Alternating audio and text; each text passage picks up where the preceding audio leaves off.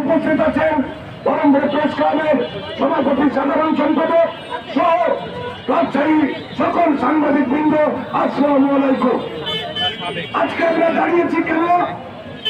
আজকে আমরা দাঁড়িয়েছি আমাদের ভাই আসাদুজ্জামান তুহিনকে নিঃসঙ্গভাবে হত্যা করেছে। হত্যা করার প্রতিবাদে আজকে আমরা এই মানববন্ধনে দাঁড়িয়েছি। আমরা সরকারকে বলতে চাই যে আজকে সাংবাদিকের প্রতি আঘাত, আজকে মত সৃষ্টি করে মানুষকে হত্যা, আজকে এই একটি বছরে আমরা অনেক সাংবাদিককে আমরা মৃত্যুবরণ করতে দেখেছি।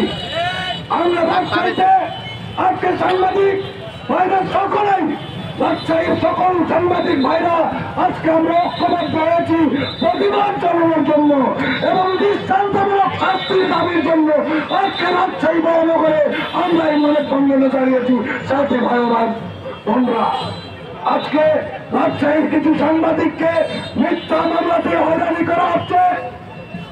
আমরা এই মিথ্যা মামলা এবং সাংবাদিকের প্রতি নির্যাতন, এটা রাজশাহীর সাংবাদিক সমাজ এটা মেনে নেবে না। আমরা তীব্র নিন্দা জানাই এবং আগামীতে রাজশাহীর সকল সাংবাদিকদেরকে নিয়ে আমরা আরো বড় করে প্রতিবাদ জানানোর প্রস্তুতি আজকে এই সভা থেকেই নিচ্ছি।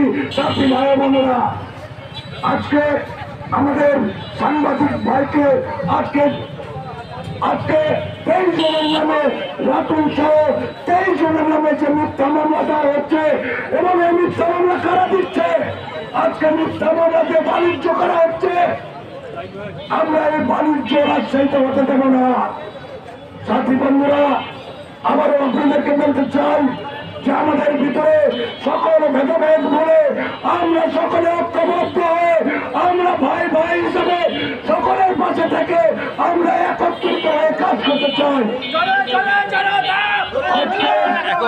আজকে আমরা শক্তি পেয়েছি। আমরা আমাদের সাইদুল ভাই, মানুষ ভাই, রেজাউল সকলে আমরা আজকে ঐক্যবদ্ধ হয়ে আমরা এই প্রতিবাদে দাঁড়িয়েছি। তাই আমি আর বেশি কিছু বলবো না। আমাদের কোন সাংবাদিকের গায়ে হাত পড়লে আমরা সকলেই ঐক্যবদ্ধ হয়ে আমরা প্রতিবাদ করবো, সেই শপথ আমরা আজকে এই সভা থেকে নিলাম। সকলকে ধন্যবাদ জানাই। পাশাপাশি আমাদের আসাদুজ্জামান তুহিনের যে হত্যা করা হয়েছে তার তীব্র নিন্দা জানাই এবং দোষীদের দৃষ্টান্তমূলক শাস্তির দাবি জানিয়ে আমি আমার বক্তব্য শেষ করলাম। আল্লাহ হাফেজ।